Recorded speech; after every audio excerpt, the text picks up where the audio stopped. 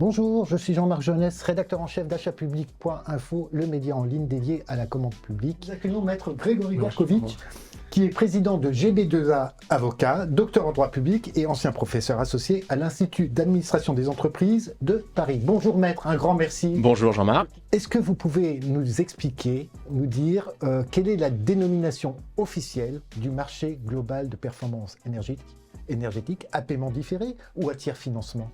Parce que finalement, c'est l'addition de trois concepts. Le premier, que tout le monde connaît, le marché global de performance, anciennement CREM, conception, réalisation, entretien, maintenance. Donc c'est un contrat global qui comporte effectivement tous ces volets-là, ce qui signifie aussi qu'on est bien dans maîtrise d'ouvrage public, comme avec n'importe quel marché global de performance du code de la commande publique qu'on connaît. Puis on ajoute à cette brique une deuxième brique qui est le contrat de performance énergétique. Alors le contrat de performance énergétique, c'est un contrat qui est défini au départ au plan européen.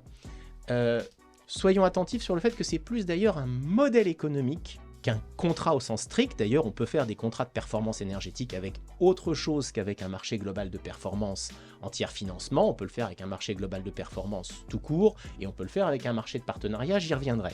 Contrat de performance énergétique, si on prend, on va prendre l'arrêté du 24 juillet 2020 parce que voilà, c'est la transposition en droit national de la définition, on nous dit que c'est un contrat conclu entre un donneur d'ordre et une société de services d'efficacité énergétique. J'allais vous poser la question, est-ce que c'était pas plus simple de modifier cette disposition pour que ces organismes accèdent au marché de partenariat? Oui, et puis de dire qu'à la limite, on pouvait faire du marché de partenariat sans transfert de maîtrise d'ouvrage ou avec transfert de maîtrise d'ouvrage selon la décision de la personne publique. Alors, ça aurait peut-être été plus simple, mais vous savez, en matière juridique, la simplicité n'est pas toujours mère d'efficacité. Je prendrai juste un exemple très rapide. Quand on a supprimé les baux amphithéotiques administratifs aller-retour, vous savez, ces mécanismes qui te permettaient de faire du PPP sans le dire.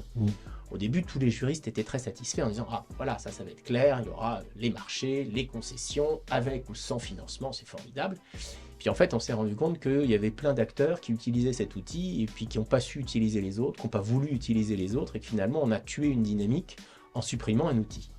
Donc là, c'est un peu l'inverse. L'idée du gouvernement, l'idée des parlementaires qui ont porté cette loi, c'est de lancer une dynamique grâce à un nouvel outil.